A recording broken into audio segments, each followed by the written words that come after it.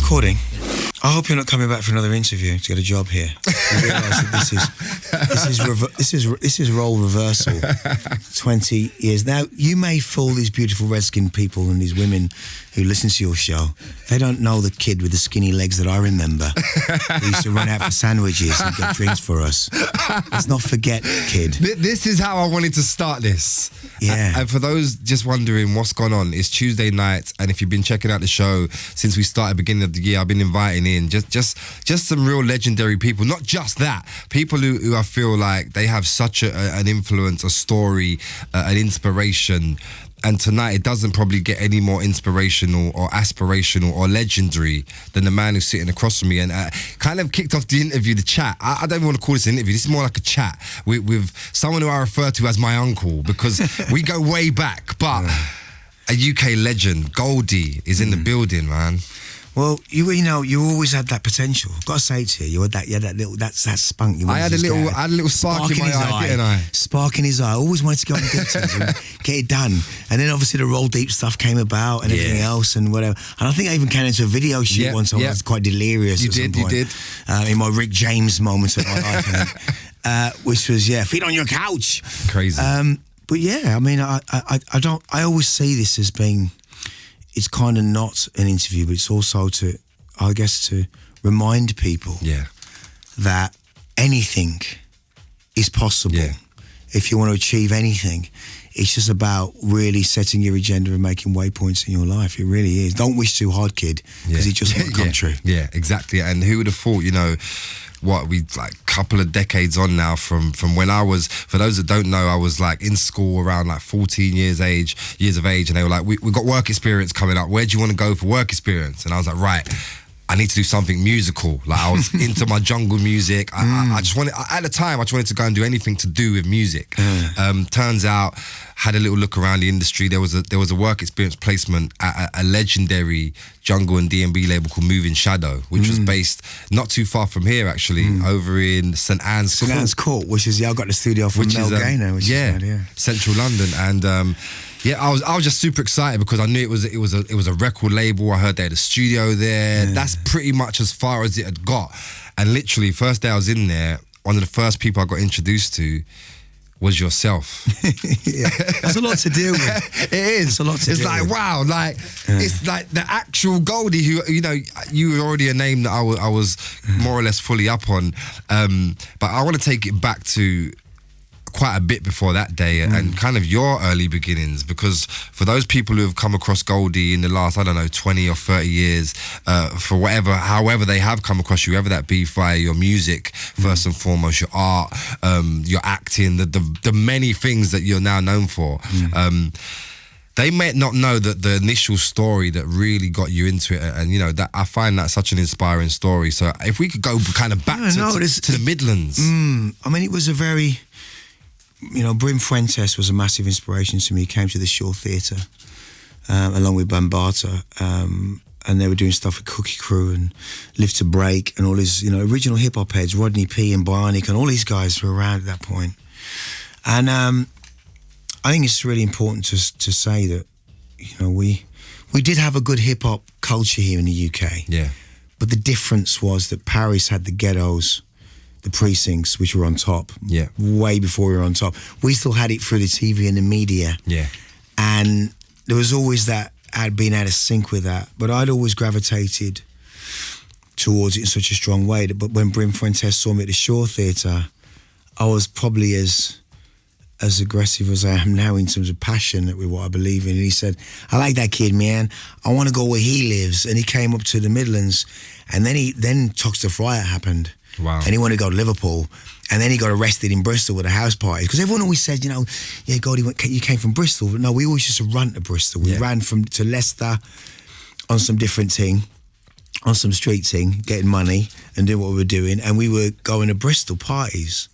And I was really making a big jump between, you know, I was going to coming up from the care system, and, you know, finally finding my mum and being in the Midlands, and then I just wanted to be street, and the hip hop culture came along at a time when I was Rastafarian, and everyone was Rasta, and I was out there every week just robbing people, being crazy and mad, and And I just grew with dreadlocks and wanted to, you know, I kind of left the 3 Litre Posse, which were running around to blues, because blues is my culture. Yeah. I got a Derby in Leicester and I've been a 3 Litre Capri with no tax, no insurance. So, I mean, do you know what I mean? A 3 Litre Capri, for those of you out there, 3.5 actually, thank you very much, 3.5. People who think they're whipping about now, like a 3.5 litre Capri, like. Yeah, I'd have that and we'd get the That's Rovers. muscle. Yeah, we'd get I remember coming from the Midlands in a 3.5 Rover to Norwood, and I got to Hyde Park Corner and the brakes had gone. Wow. And I was using a handbrake all the way to Brixton to Norwood, West Norwood.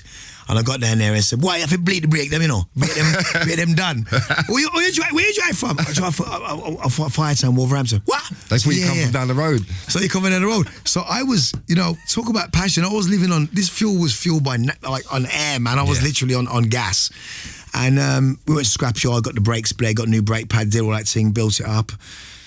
Went back to the middle. I was always in the hustle. Yeah. But New York changed my life forever, because I'd gone to New York. Brim said, "Come to New York." I'd gone back the next summer, and I'm walking in Manhattan was always this big thing, and then I realised that New York wasn't about Manhattan. It was about blue collar workers, the families that came there in the 60s and 70s and built New York. Yeah. And then economic crash, Queens, Brooklyn, and all these mad places all of a sudden were just imploded and stacked on top of each other.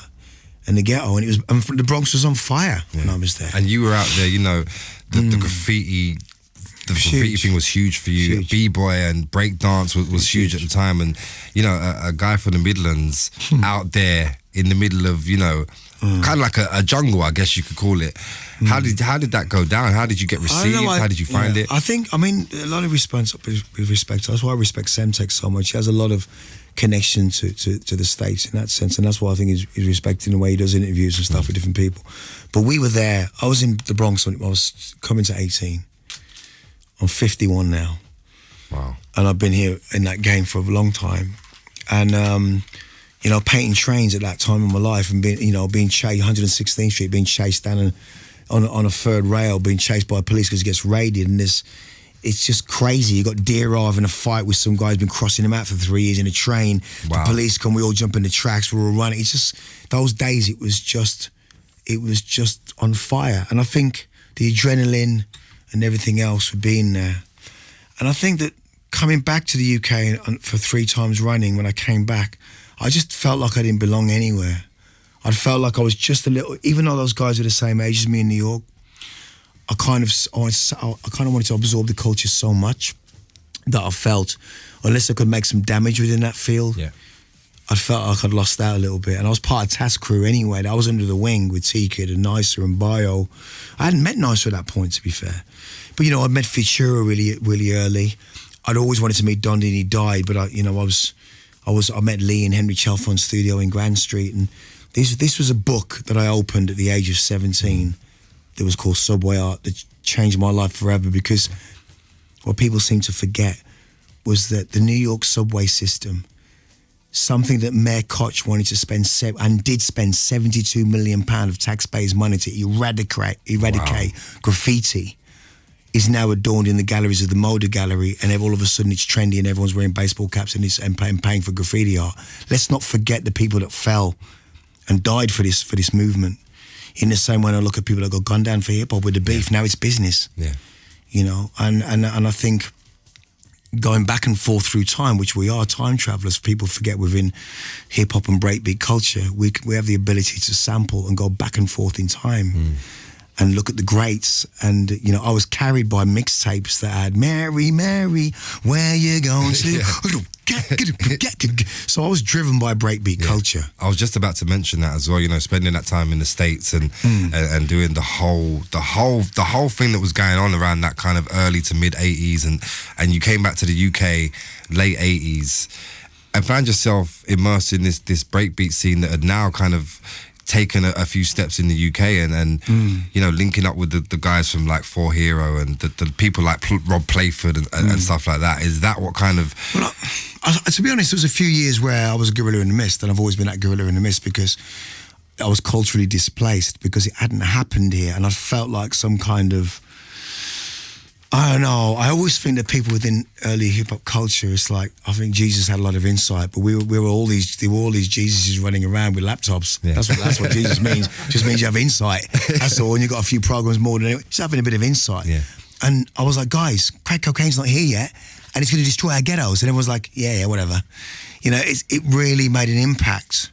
You know, when you look at documentaries like Made in America and you look at all these fascinating documentaries of hip-hop culture which really unraveled it. And I was like, guys, crack cocaine's not here yet and it's going to destroy our ghettos. And everyone's like, yeah, whatever. You know, it really made an impact. You know, when you look at documentaries like Made in America and you look at all these fascinating documentaries of hip-hop culture which really unraveled it. Yeah. I think rave culture became the sound, you know, 20 years later on from Thatcherism. And it became the sound of the hood and the ghetto. It was a resonance that it was all about people being thrown into an area, white, black, pink, Puerto Rican. Because you think about America, you know, the ghetto, I used to think it was just black and white, but it's not. It was Puerto Rican, it was American black, it was people from Suriname, people from Colombia, from Cuba, Puerto Rico, and they were all stacked on top of each other. And that is a cauldron, which, let's look at things like cut-off. If anyone's out there that loves their culture, hip-hop culture, cut-off sleeves, without a shadow of a doubt, and from mambo to hip hop. This is the information they don't want you to see. Made in America, you know, and all of that. These are important things. How does that reflect in my culture? Coming back here and seeing this country the way that it was, and how there was this sound of, you know, I was going to rage with a full-length goose down with a fur collar, sweating my nuts off, thinking, what? I'm just totally on the wrong side. But the swag, though. The swag was question good. The swag. My swag then was kind of cool. I was still running chrome rims and people going, what the hell is this kid? Who is this guy? He's wearing troop tracksuits and like, what's going on with task force jackets and all these? But culturally, I felt like I was hustling in a suitcase. I'd go to the Bronx, to Fordham Road. I would fill it up with belt buckles, sneakers. You know, I'd go to Derby to Pink Flamingo in a pair of Puma States pink States that was a size smaller, just busting up by my leg, thinking, yeah, man, I look good. These things are killing me right now. You know, culturally, we were the targets. We were the moving targets, excuse the pun.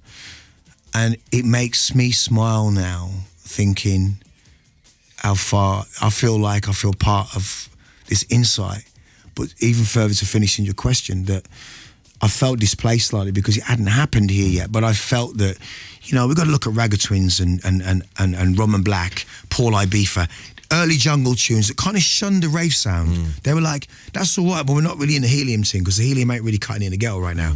I get it, but by default, the helium thing was because we couldn't sample fast. We didn't have the software to move things around in time. You talk about, obviously, the high-pitched sample. The high-pitched sample, all these kind of things. And I think even now that's kind of reflected on footwork stuff from Chicago, and it's reflected in different things. It's part of the culture. And people said, you know, I never forget Armand Van Helden saying, we invented speed garage because we couldn't get into the hieroglyphic of drum and bass music at a core level. Yeah. Let's face it, people that try and program D&B, you can tell if they're from one of the man them or they're not. And the outside, they're never going to recognise the difference. But the man them know. Because that's like, it's like when we were trying to spit bars to sound American. It just... Right. And if you've got to think 20 years after D&B, how inadvertently strange but beautiful the fact that Grime's now the real hip-hop sound of what was coming out, because it wasn't ready then.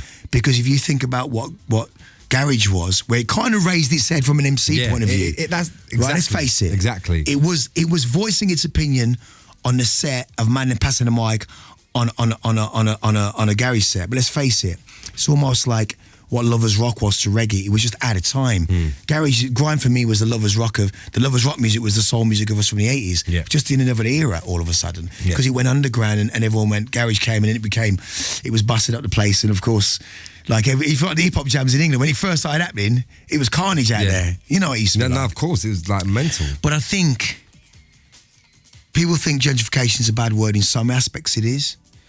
But I think the business aspect has calmed a lot of people down. Definitely. Do you know what I'm saying? 100%. But let's not go away from it. I understand where I was at. But rave culture, coming from 20 years ago, I just find it really weird when people come up to me and, you know, you got like Rudimental, and you got these guys' dads were listening to jungle music, and you got all these different people, and I think it's nice that people can kind of name check or whatever else. But also I didn't want to be John Fashioner either. I didn't want to be this character that was very, very close. Yeah. I was close, man, to leaving the planet on innumerable times through beef and through different things. And what I couldn't go to America when I was making Saturn's Return because I was making Mother. I was about the art. There's one thing I've always been about, and that's the art form. And I was never really a producer. People keep saying I'm not a producer, I'm an artist. Mm-hmm. And, you know, Madonna phoned me after the Timeless and said, look, I want you to come. I really love the album, it's so cool. I want you to come to America and do the album. I fell over Nelly. I just want to like a new... And I'm like, sorry, darling, I'm halfway through Mother. It's crazy that, you know, we're going to talk about Timeless as well in a moment because we have to talk about that album and the fact that and where it kind of propelled you to as well, man. But before we do that, I want to play a record that kind of sums up that scene, that sound, that time you were talking about, that rave culture when you first got back to the UK and you were like, bust it. What tune should we play? You pick one. God, do you know what? I think in a really mad way because it was a tune where a lot of people were looking at what I was starting to blow up and I was about beats. And then the Jungle Film was coming along, so everyone's getting on the mic, and they were like, yeah, but you lot are doing beat, you lot ain't spitting on this. And I'm like, listen, guys, I've been in America, it's about beats. Hand of the Dead Body, Ice Cube remix, that changed, that turned people, because they start looking at me differently. And I'm like, don't try and tell me about hip-hop and not about spitting, because I had Ice Cube on the case, and he said, look, I want you to do this remix, and it was Hand of the Dead Body. Sick. But I love where we are now, because we said earlier on, before the interview started, I was in Hackney the other day and I was in Brixton, and Brixton's Brooklyn. And, you know, it's like the South's like Queens. It's all, North London's like, do you know what I mean? It's like the Bronx. It's like, it's splintered now. Because now we have the influx what New York had in the 70s. Mm-hmm. And we are going to see a lot of change. We've already had the murder mile. We've already had all these mad places. Yeah. And I think the SOs and everything else doing what it is and these people and all these things. But I felt that that's the way that is. And I think you're going to see a lot more of that hybrid come out and a lot of the music come out in another way now. And I think the hype's got to die in a bit soon, you know what I mean?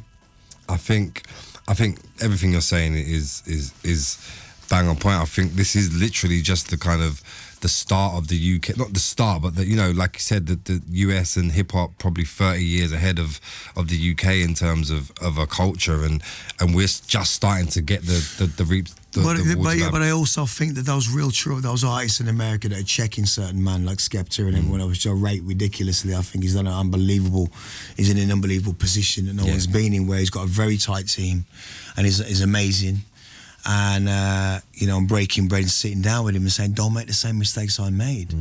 You know, and he's you know, he's looking at me and saying, yeah, this, you know, shaman and whatever else. And I'm glad he's saying that. I like that. Because a lot of men never check me coming through that whole thing. Yeah. And for people to check me at that level, I think, you know what, he's got something a lot of people that haven't. He's very humble with that situation. And I think artistically, you know, we're born on the same day, man. Oh, wow. You know what I mean? I didn't even know that. Well, we didn't know until Friday, and it was a bit like bam, wham, spam. You know, he's 19th of the 9th, 82, and I'm, you know, 19th of the 9th, 65. You put that in a room, that's just damage. That's crazy right there. So you know, and I think from an artistic point of view, you know, I think each time a generation comes up, they pick up something, and I'm like, don't do what we did. Avoid that car. Leave that one. Leave that one. Oh, you don't need 5 cars on a driveway because you're not going to drive them at the same time and you look rubbish. Yeah. Do you know what I mean? So in that respect, I kind of feel that was important. But is there anything specifically that you touched on with the album that you felt? Because you people don't get to come back and make a knockout punch. That's the one thing. I'm so glad you actually... This is without the hype. I don't need any favours from you, by the way. No, of course you... because I'd rather the album... You know what? I've sat the album with enemies and friends, first and foremost. Yeah. Because I've been on Caesar's floor, and I know what that's like in this country. And I challenge that aspect because I like that, because it's what I'm fueled on. But is it you weren't expecting that? Do you know what? Do you know what? To be totally honest, just knowing you and when I got the call and you was like, right, just need 2 hours. As soon as you told me 2 hours and I need you to I sat myself down. I was like, you know what? This is gonna be like. this is gonna be epic. This is gonna be what it's like. It's called The Journey, man. I know that you've been working real hard on this. It was kind of a few years mentally in the making, then working on it in Asia for a whole summer or whatnot.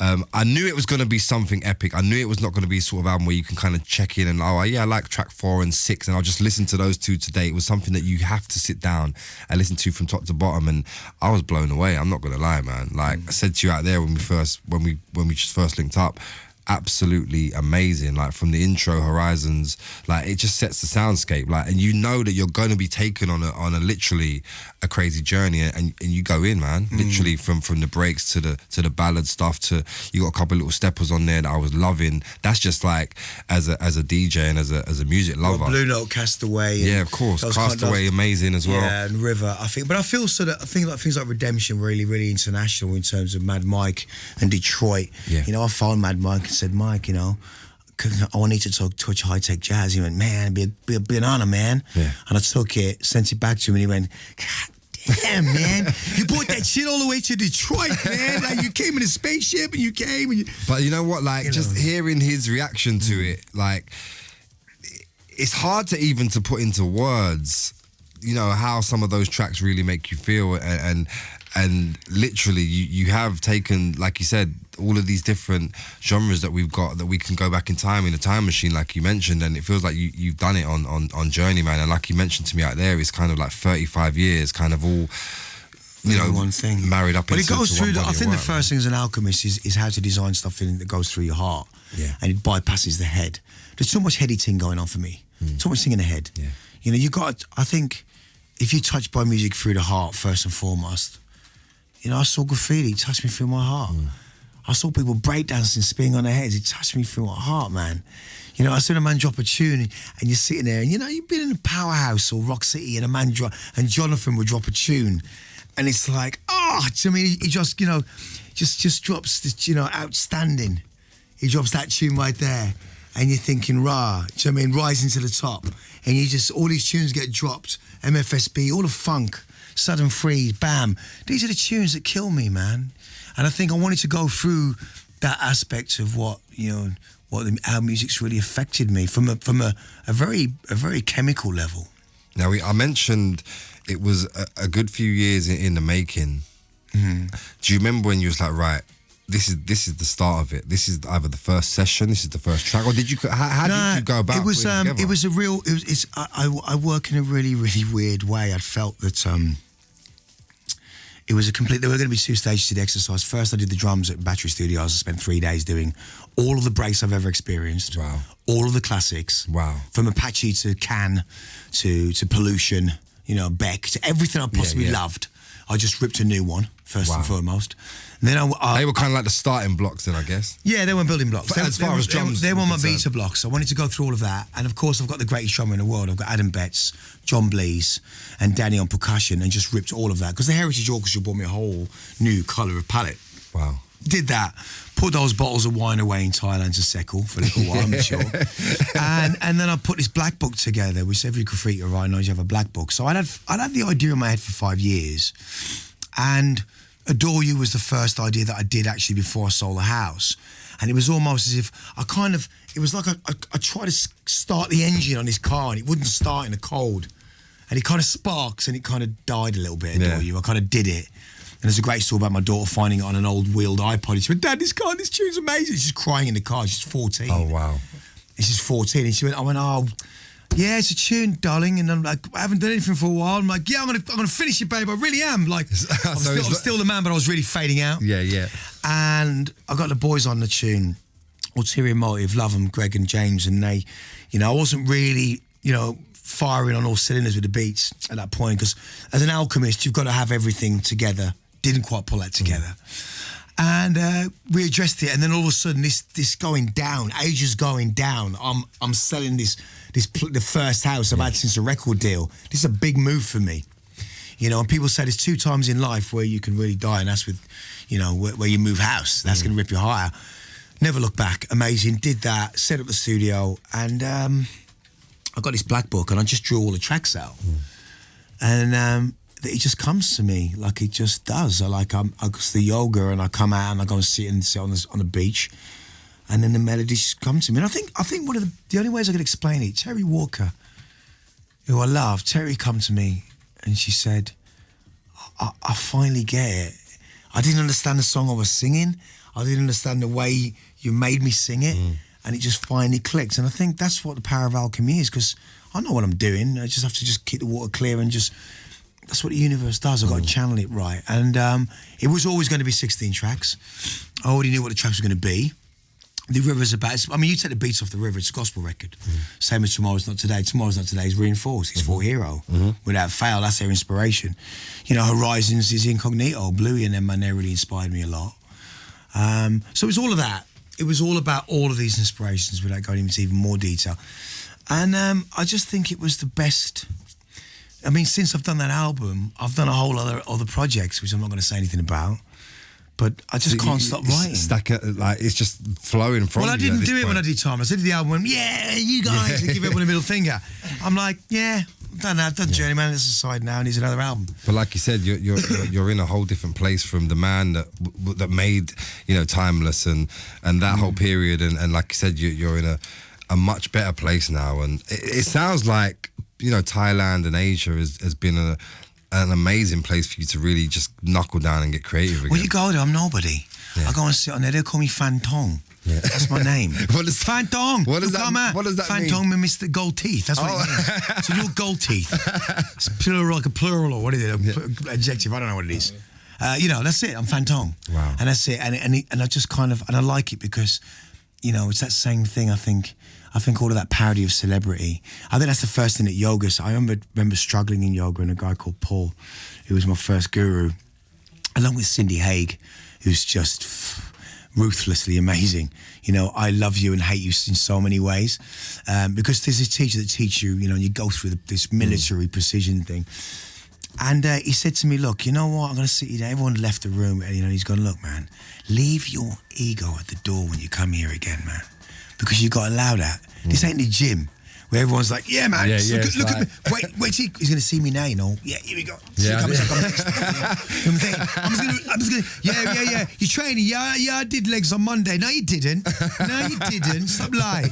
You know, and it's like aero bar thing, you know what I mean? Like all inflatable thing, you know what I mean?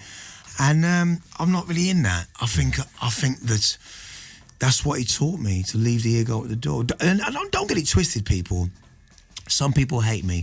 I'm glad for the hate, because it pushed me and excelled me in other ways that you will never know that I'll thank you on a beach in the morning when you're sleeping, cuddling to your pillow for that one. Thank you. Do you know what I mean? But I have a lot of very wealthy friends out there doing stuff, and I sell a lot of art in Hong Kong. And some of your artwork as well, like you show me like some of the stuff. Well, the Lost Tribe stuff and all that stuff. But like incredible though, like the levels where you've taken it. You know, it's starting off as a graffiti artist and bringing it all the way up to what you're doing now with you know, lacquered work on wood, and you've worked with some really different materials as well with your art as well. Well, I think it's telling me with the chrome skulls, you know, the chrome bronze skulls. Never forget Joseph Reichert, 1972. What is an artist? The graffiti, he addressed an art conference and he said, the graffito are the barbarians from within, and they will take over the art scene as we know it. And It always stuck with me. He said, graffiti, the application of a medium to a surface. That's whether you're spitting in a mic, whether you're laying down acetate, cutting a dub plate, you know, being in the industry. We are people that believe in this. It's the backroom people. The people that made me where I am, the Groove Riders, the Fabios, the people that made this, Randall especially, took me on the road, put me under the wing. You know, that internship, for some whatever reason, whether I'm a part of that for you. Very much so. But very much as you're a part of what I'm doing now, because that's what it is. No man is an island. And I think we must get together, and I think we're a very big part of how radio once changed. In a lot of ways. No, most definitely. The barbarians from within, and now we're from within. We're now people that have also become educated within the system of what we're doing. And to be honest, man, you give me the keys for the Ferrari 20 years ago, I want to drive it too fast. Yeah. And I want to smash it up. Yeah. Do you know what I mean? I always wonder why guys drive Ferraris at, like, old men drive Ferraris at 50 miles an hour somehow. Now I know why. Do you know what I mean? Yeah. So I think we're in a position now where I'm proud to be British. That's the thing I like about what Skepta's coming from. Britain, Great Britain, we've lost a lot of that greatness in a lot of ways, but I think the people that live on this rock, you know, we've got to reinvent and champion this country in other ways, because whether it's for whatever reason, Brexit, exit, this and that, isn't the best music in the world come out of this place when it's on top? Like, without a doubt. And like, I feel like today, 2017, more so than ever. And that people like yourself, that early blueprint, and whether that be, you know, things that people follow that have been a success, or like you said, people can look at your blueprint and maybe swerve out a couple of the bad decisions or whatever it may be. Swerve and bleed hard. Yeah. So left. Major swerve. Major swerve. Like, I think, yeah. It's just put us in a position to just do great things and yeah. We've got some people, I mean, Jazzy, Rodigan, Norman J, Eddie Pillar, all these great people, you know, Bluey, you know, all these people that built this country. I mean, you know what, I was speaking the other day about singers and people that, you know, if there's anything in the tapestry of that long player, because that is P.T. Anderson for me. That's for what that album is. It's that, you know, I had certain P.T. Anderson kind of things. But for me, you know, 2001, Eyes Wide Shut. That's Kubrick for me, that album. And the only person that I would have cast as an actress would have been Sade. It's the only British person that I think has been unsung. Yeah. I spoke to Ian, her husband, the other day, and I'm like, you know, for whatever reason, that woman, man, is just, I think people forget that. I think we should generally, I think the government should pay them off their wages for childbirth control, because she made a lot of kids in this country. I think she still is, to this day. You know, and I mean, around the world as well. It's the one person I've always wanted to interview about music, because I think that... Did you guys ever work together? We never, no. She went to Blue Note. I mean, it was one of those people that I just... Yeah. That's the one thing for me that I always felt. Would be incredible. Would have been incredible. Well, and that's the only actress on this cinematography that I wanted. But to be fair, all of the players involved, Jose James, Julian Villard, Natalie Williams, Natalie Duncan, you know... Natalie Duncan was part of your Goldie's band. Yeah. As was Quabs. And people forget that. Thank you again, because I got to come to Buckingham Palace. He was there with I was Quabs. there. Yeah, I had to get my whistle and flute out. I remember, it was the day after the Mobos, 2010. Wow. And I came back from Liverpool with the worst hangover ever. Like, that was a year Roll Deep was like winning stuff, and it was all going off. So I came back from Liverpool, had to leave the rest of them up there, came back on the train for Buckingham Palace in a state, but I weren't going to miss it for the world. Came down and like literally, like again, blown away by that whole thing. I mean, Natalie, I mean, I bless all the singers. I mean, Naomi Pryor in Sydney. I mean, we're going to roll this, but I think that Natalie Duncan,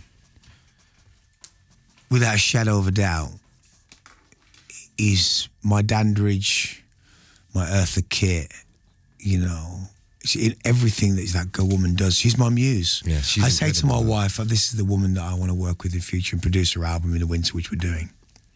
Anyway, I think I'm getting signals. No. He was saying we've got more time. Cool. Ask me the craziest, right now, here's your chance. Ask me the craziest shit you want to ask me right now. Oh, wow. The craziest shit. Oh, bruv, there's so much. There's so much that you must have the maddest stories. Where was he just talking about? Sade. Oh, yeah, Sade and great British singers. Great British singers, and Goldie's band as well.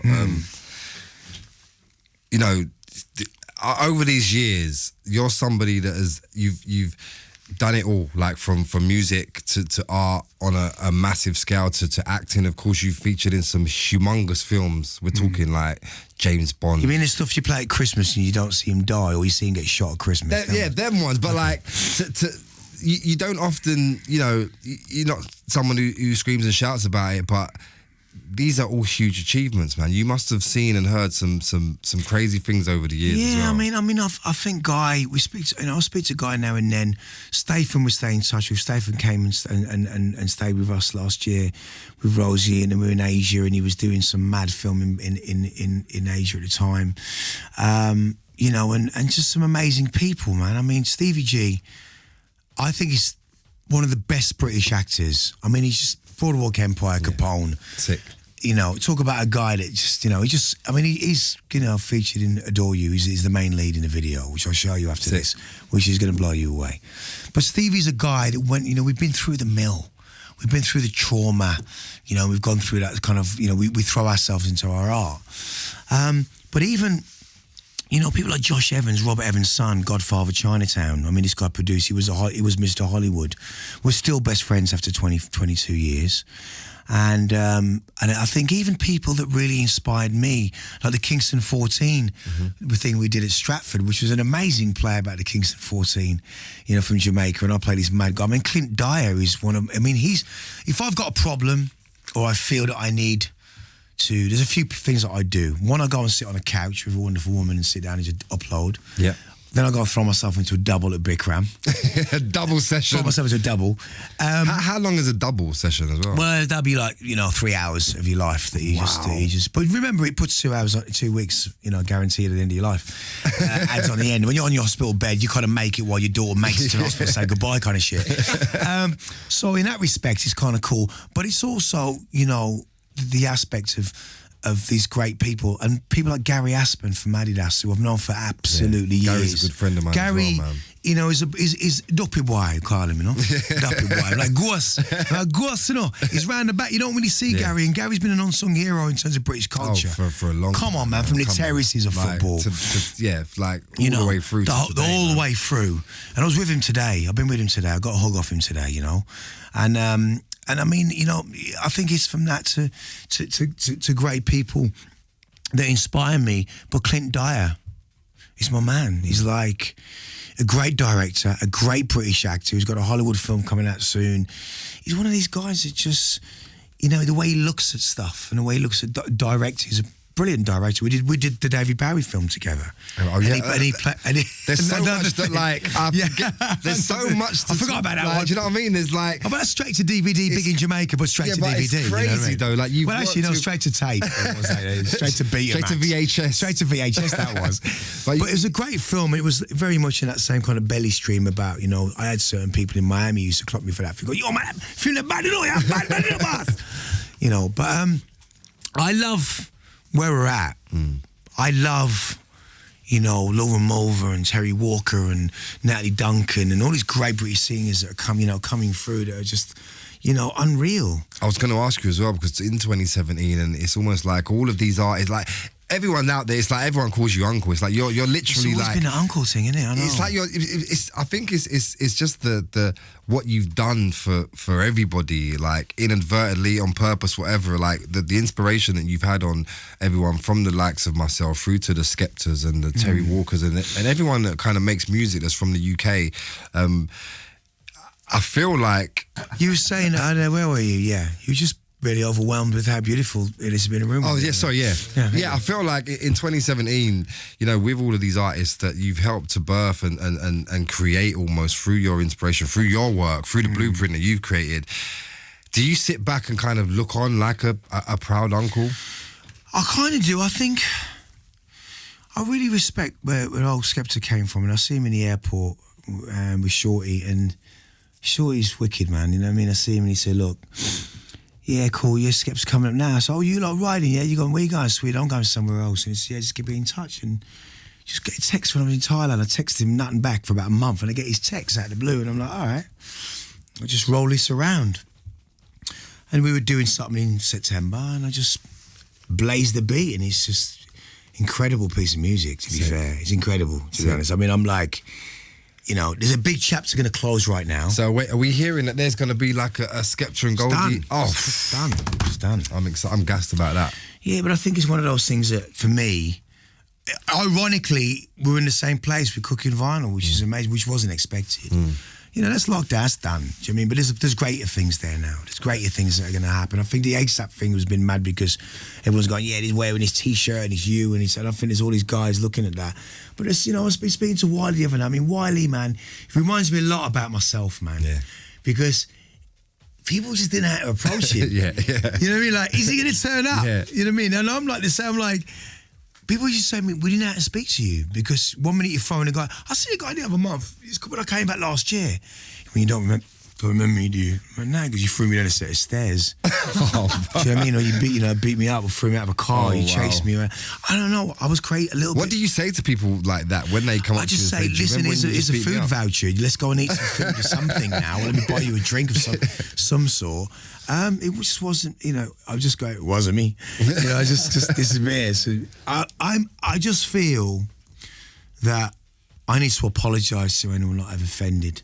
But believe me, you will, when you're coming up in this game, just got to remember that ignorance and don't be, because, we're as big as the fan base makes us, man. I think people don't believe in that a lot of times, because it's only people often believe. You might have 80,000 people following you on Twitter, man, but that's not the people who are going to be there at your deathbed or going to be taking, whatever. It's important, I think, to feel, I think Wiley especially, Wiley's the godfather who grind for me, that shadow of a doubt.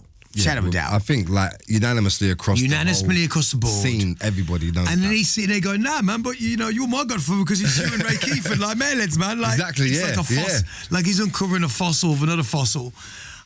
And I love the kid. I phoned him before yesterday, and he goes, yeah, man, let's just make it happen. And I'm like, you know what? I think I should actually phone him something, because I ain't never done that. And I'd love to. I never gassed him on something that I should do. I should send him something to kill it. And I think for me, I do like the beat, but you got to flip that stuff. You got to terrapin that stuff. You got to flip it like terrapin. You can't just do the same old shit you're doing. Yeah. And I think that's what it is. So, watch that space. But I'm excited because I'm in my Quincy Jones in this shit. I want to just, I'm enjoying my songwriting. I'm Herbie Hancock in a way. Yeah. And for any of you that haven't listened to Nautilus or any of those great, fantastic Headhunter album, this internet, you think you're connected, but you're not. Go and ask your uncle his favourite tunes. Go and ask your dad, your dad or someone, what's these tunes? What is that? What would have 10 tunes that really made it for you? You know what I mean? Even my daughter's family said, Dad, in this rave, this tune, the original, you told me this jungle tune's wicked. Do you know what I mean? I couldn't wear my dad's jacket, but she can wear my jacket. You understand? Because that's the kind of where we're at now with the currency we're at. 100%. Cool. 100%. Journeyman, out in June. Yeah. You must be really excited. I'm excited because I think it's hard. It's hard because it's Timeless was going to be rose tinted glasses. Come on, he made a few. I think I made babies on it. I think. So no, I was flapping it around town at one point. Do you know I bought a waterbed like an idiot? Wow, do you know what? Buys a waterbed in silk sheets, satin sheets. I've finally met someone who's lived that dream. Don't do There was a period in my life where it was like, wow, if you've really made it. Do you know what it is? Can I tell you what this is, guys? Let me put it out there for anyone that's in the grime scene now coming up. Yeah, let me just break it down for you right now. Louder waterbed. Louder waterbed and a satin sheet thing. Yeah, number one. Yeah. And the first thing you do when they pull you over in the car and so the officer comes in there, just go, what, it's because I'm black, yeah? Don't, just ride it out, just ride it. Because listen, when I see that thing with Storms, I say, yeah, Storms, that's what happens. I was downstairs at Dorney with the chrome rims and the car and the Mercedes, and they're like, he's breaking into his own car, threw me in the van. I'm trying to break because I can't find my keys for my own car. We get that, we get that. But I think it's like your targets move. Yeah. And that's 2 puns in one. You got to move target. You understand? And that's what you got to be. And I kind of think that the scene back then for us, and for me especially, the only analogy you can say is that I was playing paintballing with all my mates, and I was going, let's just smash this, let's just take this down. Like you do when you go paintballing. Let's go take this down. And I just blaze ahead. Yeah. And all of a sudden I'm going, yeah! And I turn around and there's no one there. Yeah. And I'm just getting pure shots, man. Blah, blah, blah. And everyone's blabbing me out. And I realised that, and I think, you got to move, and there's a great Chinese proverb, whatever you think the name is, it ain't. Move, flip it. Because, certain men are tired, they go to festivals think, I got to do this tune again. Do you know what I mean? Just ride what you got to ride, do what you got to do, but flip it, work with different people, be experimental. You know what? This album Journey, man, I know we're a little bit ahead of time when this drops and when the album drops, but what you've just said, the album kind of encapsulates that perfectly as well, man. Everything. Because people expect me to do this and that. And people have gone to me, even some of my hardened mates have gone to me, boy, man, the river, I was crying, like this and that. I got caught out a couple times on the album. You get caught couple times. It does catch you. First time the ballad came in, caught Which me. one? Which one? Truth or Ballad Celeste? Yeah, like like even though I'm entering into listening to it with the open Knowing what's mind coming, and yeah. knowing who's behind it, so I'm already as open as I could possibly be, ready to take this on.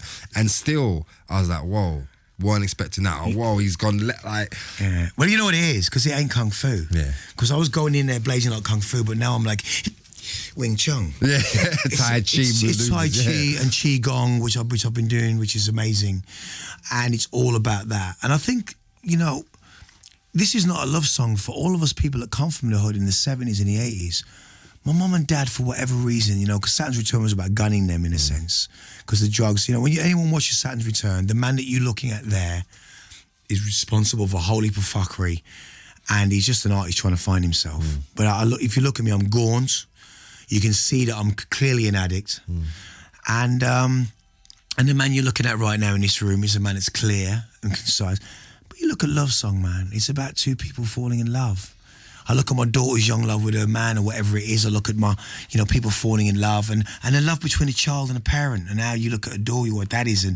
But it's about that time when, you know, we have to be reminded about what that. And I think people forget that the responsibility that these artists have within the urban community right now. If you think you're carrying your checkbook and your Visa card or Coots card or wherever it is and your car keys, you're carrying the hereditary, you know, things that you've inherited from your father's mum and your father's father and all of that. So you're bringing it into an arena. So when you get to shine, you're speaking for all of them too, you know. So you better speak in the right kind of tongue, young man or young lady. Yeah. And just have a little bit of respect from where you're coming from, because that's what greatness is, by saying that it ain't that even. It's about going beyond that. And I think that, you know, I'm finding myself as an artist now. And I think Wiley found himself 10 times over. No one even heard it. Because that's what he's like. He reminds me of he reminds me of a fierce monk who's got every jiu-jitsu move possible. He's going to iron you out because he knows all the dialects. Any verse inverted, backwards, forward. And he just does that as it's just a little flat thing. And he's ironed you out. You're done. Yeah. You know, and seeing him with Wolfer the other day and saying, he says, yeah, I'm still with him. I'm like, I finally held on to a manager all this time. Boy, he must be great. You must have learned some Wing Chun. Because he's like, You got to big up John Wolf as well, man. Seriously, but big him up. And I love that. And I think we're very, very similar. And I think Britain, let's show this new generation that what you're doing now is not disposable. It ain't. Show them this is the blues of this era right now. You know what I mean? That's you understand? what That's what it's about.